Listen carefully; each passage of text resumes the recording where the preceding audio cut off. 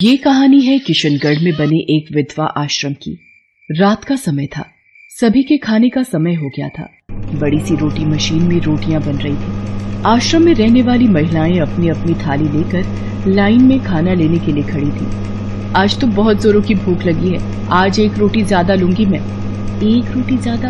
अरे जितना मिलता है वही ले, ज्यादा की मांग मत करना, नहीं तो जो मिल रहा है वो भी बंद हो जाएगा। विधवा आश्रम में मैनेजर के रूप में काम करने वाली आशा अपनी 3 सहयोगियों रजिया, पूनम और सुनीता के साथ विधवा आश्रम में रहने वाली महिलाओं को खाना बांट रही थी। अरे जल्दी जल्दी तुम लोग आगे बढ़ो, पूरी रात तुम लोगों को ही खाना नहीं खिलाती रहूंगी मैं। लाइन में लगी महिलाएं जल्दी जल्दी रोटी लेने लगती हैं। तभी एक जोरदार आवाज के साथ रोटी की मशीन बंद हो जाती है। लो, गई भैंस पानी में, लगता है रोटी मशीन फिर से खराब हो गई। लाइन में अभी और भी औरतें लगी हुई थीं जिन्हें खाना नहीं मिला था। वो आपस में खुसुर फुसुर करने लगते हैं। आजकल तो ये रोज का नाटक हो गया है, आधे लोग ही खाए होते हैं कि मशीन खराब हो जाती है। आज भी लगता है भूखे ही सोना पड़ेगा। वो औरतें ये बातें कर ही रही होती हैं कि आशा बोलती है, कितनी बार कहा है कि जल्दी जल्दी खाना ले लिया करो, अब देखो ये रोटी मशीन फिर से खराब हो गई। उसने अभी अपनी बात खत्म भी नहीं की थी कि एक जोरदार आवाज के साथ रोटी मशीन शुरू हो गई। आशा और उसकी तीनों सहेलियों को बहुत आश्चर्य हुआ कि आखिर ये मशीन शुरू कैसे हो गई। तभी वहाँ पर एक छोटी बच्ची के रोने की आवाज आने लगी। लाइन में लगी सभी औरतें आश्चर्य से आवाज की दिशा में देखने लगती हैं कि आखिर ये आवाज कहाँ से आ रही है। ये आवाज कहाँ से आ रही है? किसी छोटी बच्ची की आवाज है ये तो, लेकिन यहाँ तो कोई बच्ची दिख नहीं रही है। कोई कुछ समझ पाता, अचानक से रोटी की मशीन से एक गुड़िया हंसती हुई निकलती है। उसकी आंखों से खून निकल रहा था। वो कभी आशा को घूर कर देखती तो कभी उसकी तीनों सहयोगियों को। उस गुड़िया को देखकर सीमा समेत उसकी तीनों सहेलियां डर के मारे कांपने लगती हैं। वो दबी जबान में कहती हैं, ये गुड़िया कहाँ से आ गई? इसे तो हमने, मुझे तो अपनी आंखों पर विश्वास नहीं हो रहा है। वो गुड़िया उन सभी को गुस्से से देखती है। उसकी आंखों में इतना गुस्सा था कि उसकी आंखें आग की तरह लाल हो गई थीं।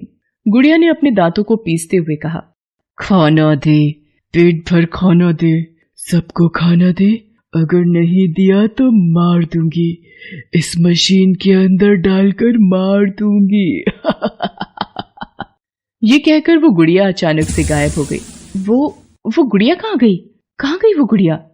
मुझे तो बहुत डर लग रहा है रजिया। पूनम, उसने कहा कि सभी को पेट भर रोटी खाने के लिए दूं, नहीं तो वो मार देगी। वो पहली रात थी जब विधवा आश्रम की सारी औरतों ने पेट भर खाना खाया। उसी रात की बात है। सीमा अपनी तीनों सहयोगियों के साथ बैठी बातें कर रही थी। आज हमें पूरे आटे की रोटी इन लोगों को देनी पड़ी। अगर ऐसा चला तो फिर हमें तो बहुत दिक्कत हो जाएगी। सीमा मैम, अगर हम भर पेट रोटी सभी को नहीं देते तो वो गुड़िया हमें मार देती। वो गुड़िया कहाँ से आ गई? हमने तो उसे। वो बातें कर ही रहे थे कि तभी उन्हें रोटी मशीन के चलने की आवाज आने लगी। पूनम, तूने रोटी मशीन बंद तो किया था ना? ये आवाज कैसी है? हाँ बिल्कुल बंद किया था। तो फिर ये आवाज कैसी? रुकिए मैं देख कर आती हूँ। पूनम डरते डरते रोटी मशीन के पास गई। अरे ये तो बंद है, फिर आवाज कहाँ से आ रही थी? वो कुछ समझ पाती तभी फिर से रोटी मशीन से जोर जोर से आवाज आने लगी और फिर अचानक चलने लगी। अरे ये फिर से चलने लगी, लेकिन कैसे? इसका स्विच तो ऑफ है। अचानक वहाँ किसी बच्ची के हंसने की आवाज आने लगी और उस रोटी मशीन से गुड़िया हंसती हुई बाहर निकल कर आई। तू बचेगी नहीं, मैं मार दूंगी तुम्हें। ये गुड़िया फिर से कहाँ से आ गई? उसके बाद उस गुड़िया ने पूनम को जमीन पर पटक दिया। छोड़ो मुझे। तुझे छोड़ दूं? तुझे, जिसने हमें मार डाला? तुम्हें भी वैसी मौत में मारूंगी जैसी तुमने चंपा को मारा। भूतिया गुड़िया ने पूनम को उठा लिया और रोटी मशीन में डाल दिया और स्विच ऑन कर दिया। बचाओ मुझे बचाओ। सीमा, सुनीता और रजिया जब तक उसके पास पहुंचते तब तक पूनम को उस गुड़िया ने मार डाला। जब वे वहां पहुंचे तो उन्होंने देखा कि पूनम का सिर धड़ से अलग हो गया है और उसका आधा शरीर रोटी मशीन में फंसा हुआ है। ये कैसे हो गया? किसने किया ये? कहीं उस गुड़िया ने तो ये सब नहीं किया। अगले दिन तो पूरे विधवा आश्रम में भय का माहौल बन गया। विधवा आश्रम के मालिक सेठ अरविंद अग्रवाल जी को समझ नहीं आ रहा था कि आखिर उनके आश्रम में इतनी बड़ी घटना कैसे हो गई। उन्होंने विधवा आश्रम की सारी औरतों के सामने मैनेजर सीमा से पूछा, सीमा जी, आखिर ये सब कैसे हुआ? कहीं इसके पीछे हमारी लापरवाही तो नहीं? नहीं सेठ जी, हमारी तरफ से कोई लापरवाही नहीं हुई है।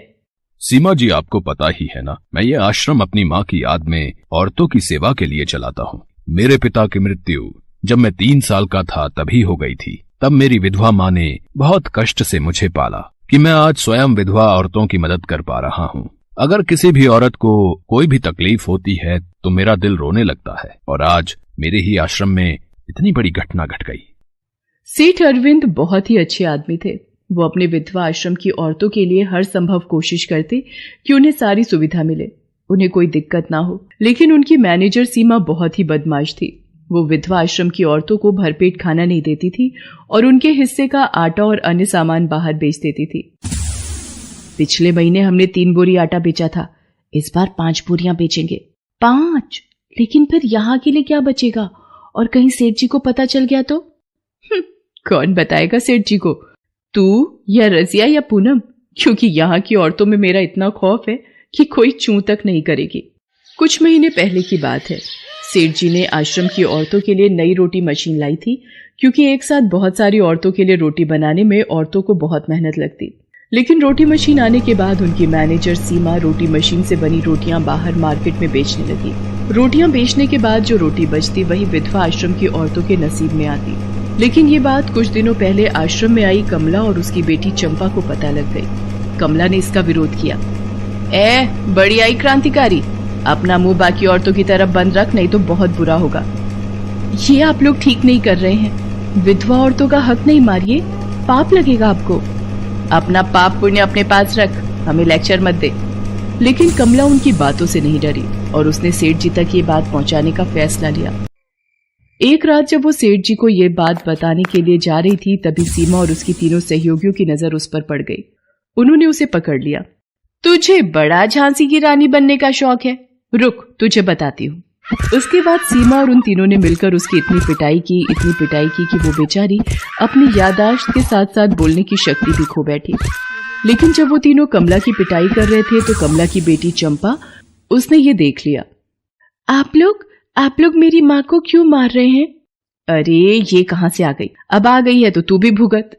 उन लोगों ने उस बेचारी नन्ही बच्ची को रोटी मशीन में डाल दिया और मशीन ऑन कर दिया। वो बेचारी तड़प कर मर गई। चंपा के मरने के बाद उसकी आत्मा उस गुड़िया में आ गई थी और अब वो एक एक कर अपना बदला ले रही थी। अगले कुछ दिनों में उसने सुनीता और रजिया को भी मार डाला।